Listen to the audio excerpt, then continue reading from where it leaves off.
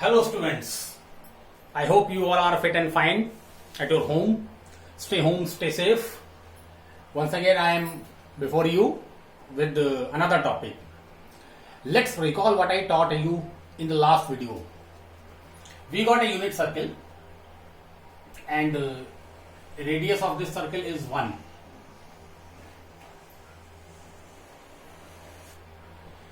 P is a point on the circumference of the circle and the coordinates of P is AB. If we draw a perpendicular from P to x-axis, it is M.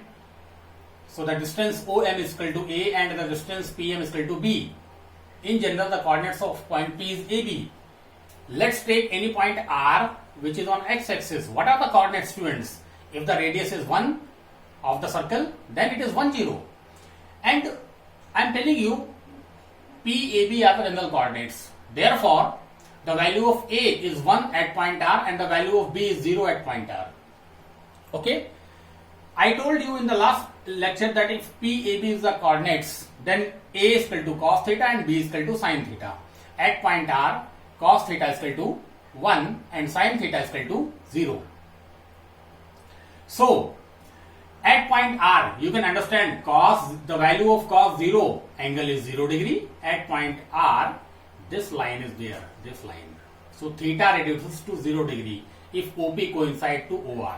So, cos 0 is equal to 1 and sin 0 is equal to 0. That you studied in class 10th. Let's come to this point S. At this point, the coordinates of point S is 0, 1. So, we can say cos 90 degree is equal to 0 and sin 90 degree is equal to 1. That you also studied in class 10th.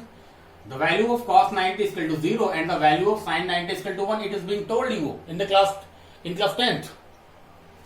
Again, let's come to point L. The coordinates minus 1, 0. So therefore, cos, it is 180. Cos 180 is equal to, yes student, cos 180 is equal to what? Minus 1 and sin 180 is equal to 0.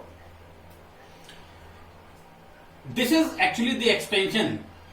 We carried forward the knowledge of angles from 90 to beyond 90, and cos 180 is actually one of the examples. So value of cos 180 is minus 1.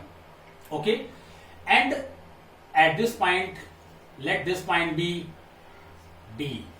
The coordinates are 0, minus 1. So it clearly says that cos 270 is equal to 0 and sin 270 is equal to minus 1. I also told one more thing, students. I told you that they are quadrantal angle. Quadrantal angle means the value of sin 90 or maybe cos 90 can be taken out from this point 0 or 1. Since this point D lies in the same line which includes point S also, I want to say that point S and D coincides.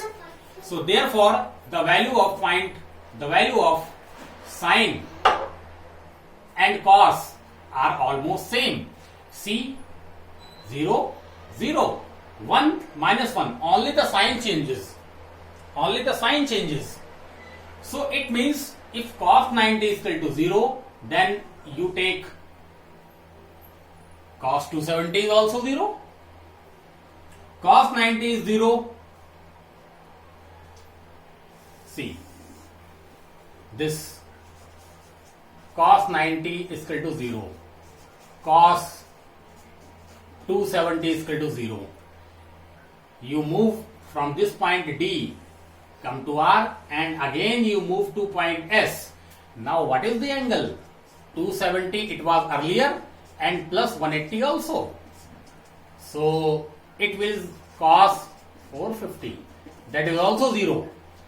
So if they are odd multiples of pi, then the value is always 0. So we can say that cos 2n plus 1 pi by 2 is always 0 where n belongs to z. Okay, let's take about sine.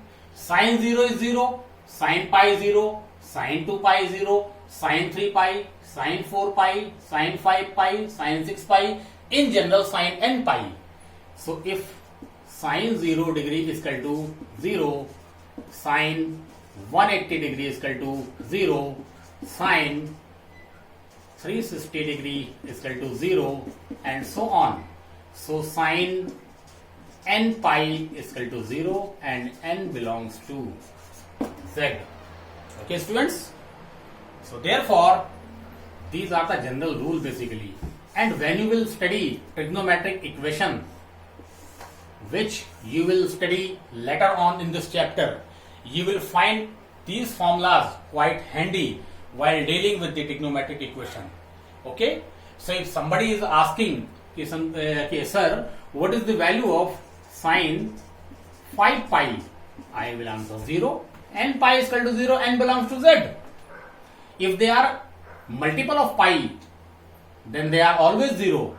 And if in case of sine, this is, I am saying that in case of sine, if they are multiple of pi, 1 pi, 2 pi, 3 pi, 4 pi, they are 0. And when we discuss in the case of cos, if they are odd multiple of pi by 2, then they are 0. Why? Again, come to the figure, sin pi by 2 0. Again I am telling, sin pi by 2 0. Then this is 270. In radian it is sin 3 pi by 2, also 0. From D point R and then again point S, it is sin 5 pi by 2. It is also 0. So 1, 3, 5, and what is the general term of 1, 3, 5? In AP you studied, it is 2n plus 1.